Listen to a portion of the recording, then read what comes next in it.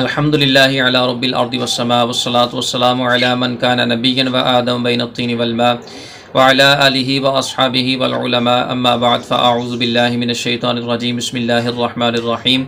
ناظرین، آج کا ہمارا درس شریعت احکام زکوٰۃ کے متعلق ایک اہم مسئلے کے بارے میں گفتگو کرنا ہے۔ مسئلہ یہ ہے کہ عورت کے اوپر زکوٰۃ فرض ہوئی تو اپنی زکوٰۃ کی ادائیگی کے لیے اس کا شوہر سے اجازت طلب کرنا ضروری ہے یا اس کی اجازت کے بغیر بھی زکوٰۃ ادا کر سکتی ہے؟ تو اس حوالے سے پہلی بات تو یہ ہے کہ عورت کے اوپر چونکہ زکوٰۃ فرض ہے، لہٰذا وہ اپنے مال سے زکوٰۃ ادا کرے گی۔ تو جب وہ اپنے مال سے زکوٰۃ ادا کرے گی تو ایسی صورت میں اس کے لیے شوہر سے اجازت طلب کرنا یہ ضروری نہیں ہے۔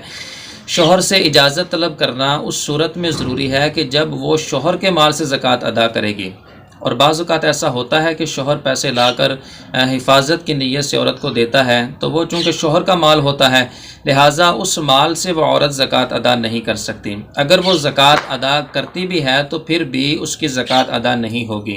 ہاں، اگر شوہر کے مال سے زکوٰۃ دینا چاہتی ہے تو زکوٰۃ نکالنے سے پہلے شوہر کی اجازت کا طلب کرنا ضروری ہے، تو پھر اس عورت کی زکوٰۃ ادا ہوگی۔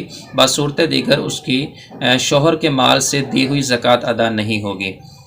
اللہ تعالی ہم سب کو شریعت مطہرہ کے مطابق عمل کی توفیق عطا فرمائے، آمین بجاہ النبی الامین صلی اللہ علیہ وسلم۔